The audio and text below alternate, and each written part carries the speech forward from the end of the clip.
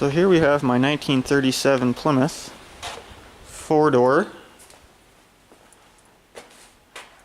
Guy I got this from pulled it out of a riverbank, apparently, a couple towns over, where it sat for several decades.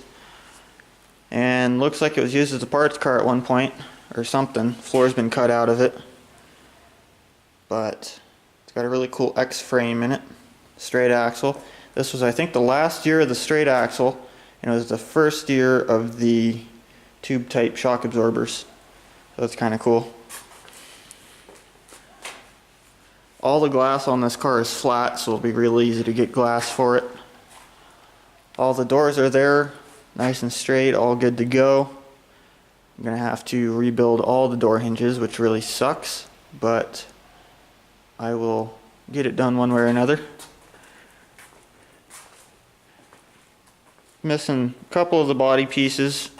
It's missing a fender on that side, and then the grille and most of the hood.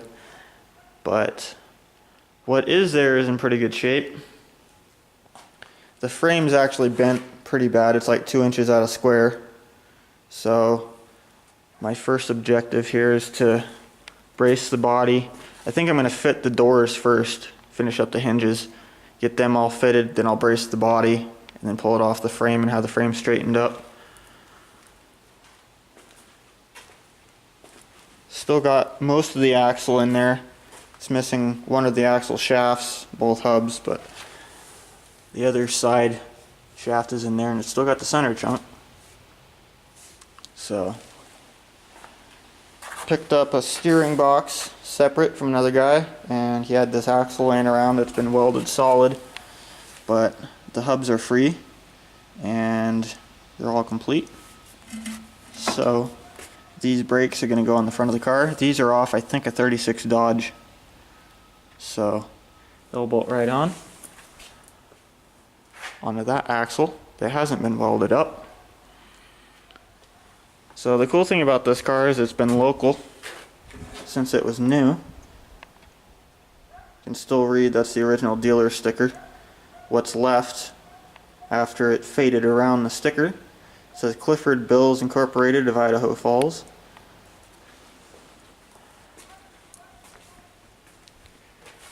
Got this one big dent to figure out.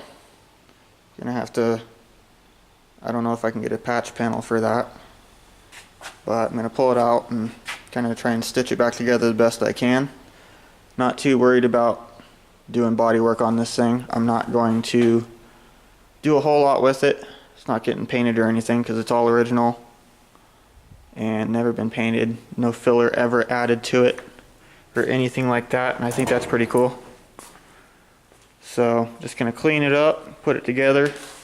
Since this one doesn't have really any drivetrain, I'm gonna end up trying to stuff this 8BA Ford motor into it and whatever Ford transmission, and then I'm probably gonna end up changing the rear end out of it since this one isn't complete, unless I can find hubs for it, but it's kind of hard to find them. When you do find them, they're really expensive.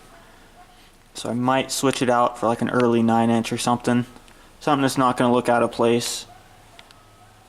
Not sure on that yet, but that's kind of the general idea. Flathead V8, and we'll see where it sits with the stock suspension. Might lower it a couple of inches, nothing too crazy, and then it's just going to get the standard white walls with the painted steel wheels like that one over there. Probably do them like a matte silver or something, but paint them up all nice and then leave the rest of the car the way it is. I think it'll be pretty cool looking. Kind of a oddball traditional hot rod kind of a situation, being a 4-door, but it'll have a V8 hidden in it. So that's the general plan for the moment. Just going to try and get these doors fitted up so I can take the body off. Then once the frame is straight, I can start bolting stuff together.